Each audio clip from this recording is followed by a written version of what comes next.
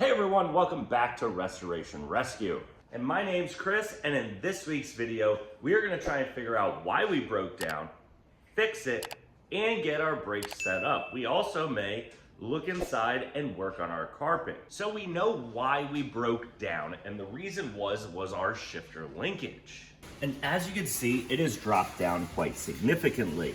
So one, our bolt here has loosened up, and this can slide up and down pretty freely. Also, right here is kind of loose.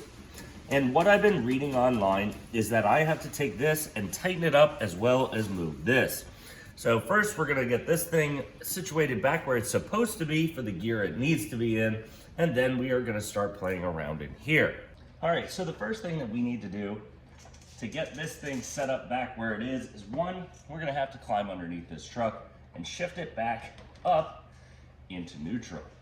So here we have now tightened this up so this won't slip out. I can pull, push, and do whatever I need, that this bar right here is not gonna slip out, as this nut was not that tight. So we've come in here with our 1/2 inch, gotten it tight, so now it is good to go. Nothing more adjustment on that. Now the adjustment is here. You can see when I go like this, it wobbles pretty good. And what that means is that I need to make this bushing go further up so we lose some of that pushback. So we're gonna go ahead and do that real quick. We're also gonna make this little spring a little bit more tighter up on this, as I can even move it with my hand. So I do need to make that tighter as well, so that keeps the bushing firm and up tight. So now we just need to loosen this up, which we have right here with the old 7/16. So we are gonna loosen these bolts up, which is gonna loosen everything all together as we're kind of loose.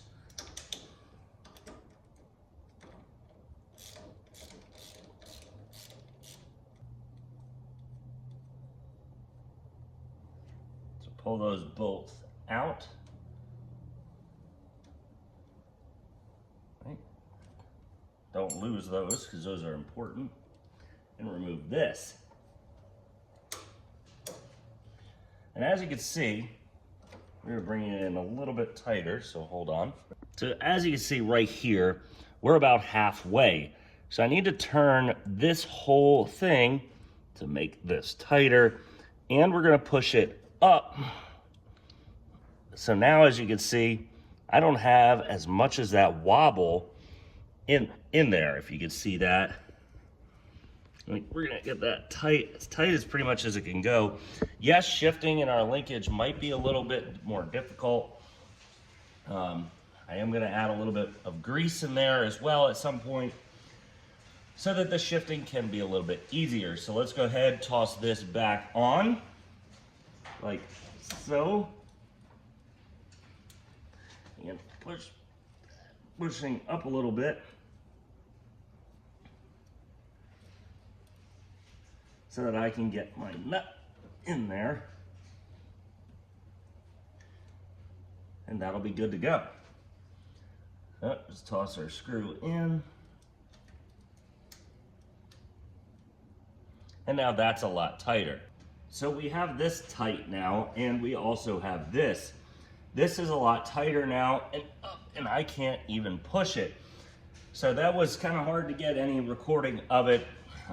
Pretty much my whole body was up against this, pushing it up. But now let's jump inside and see. That should have made shifting a little bit easier. So right now we are in neutral.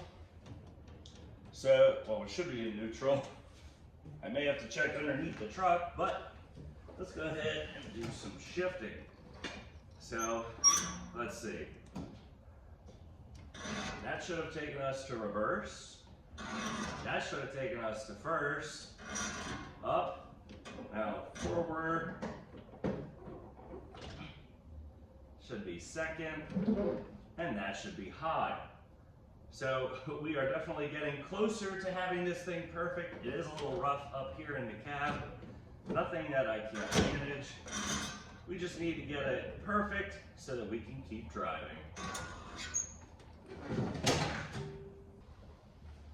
All right, so now that we have our shifting issue taken care of, now we need to figure out what's going on with the brakes. Now, we've contacted Wildwood to see what's going on with this kit.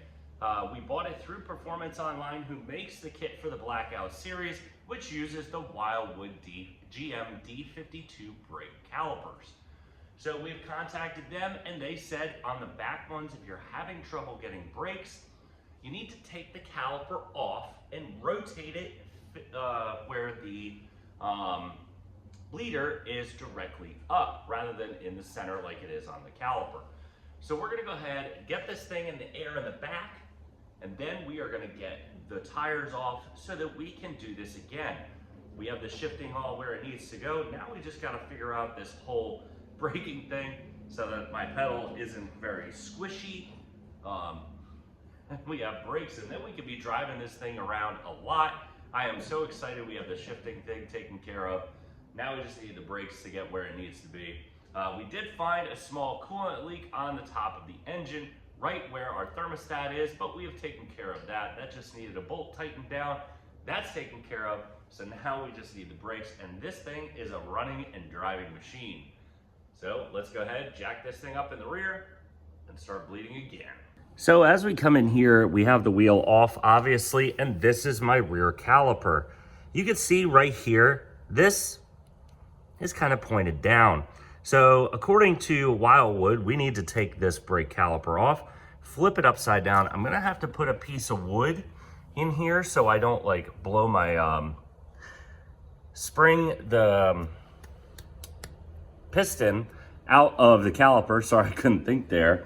And get that all situated. It also looks like maybe I have a small leak down here at this banjo bolt, which we'll look into because that could be a problem as well. So we'll get this all taken care of. We'll get this thing off. We will re-bleed it. So hopefully we can get all these brakes situated and be able to stop and have a beautiful pedal. All right, everyone. So we are still bleeding, and the reason is we keep finding a leak. So right in the back is where our two leaks mainly are. So we do have to repair those. So what happened is right here at this line, the end of the tube in here has been damaged by this. So I need to replace both lines.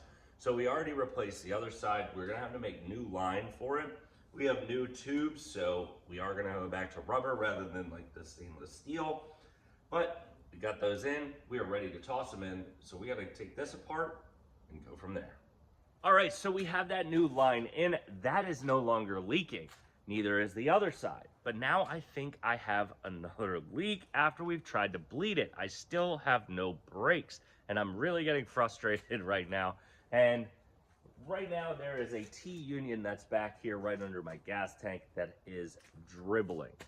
And very, very minor. I have to take off that fitting, see if it's maybe the flare is bad and I have to redo the flare. Hopefully that's just the case, and I don't have to replace that, as that is another pain in the butt to get here. So we have it bled again. We have minor leak. We have another leak up at the proportioning valve. That plug has started to leak again. Retightened it down, hit the brakes a couple times, didn't really leak again. So hopefully that's taken care of, and we didn't damage anything in the proportioning valve, because I really don't want to have to order a new one. But that is going to be a wrap for today's video. But before we leave, today is Thanksgiving, and I want to put a big shout out to all my friends and family and all of you who come out all the time and watch us and support us throughout this journey. It has been almost 2.5 years, and I want to just say thank you again. You guys make this possible, for watching our videos, making us better, helping us along the way, giving us comments, tips, and tricks all the way through this to make this better. It has been a long journey. We are going to keep plugging along, and we'll see you guys next Saturday.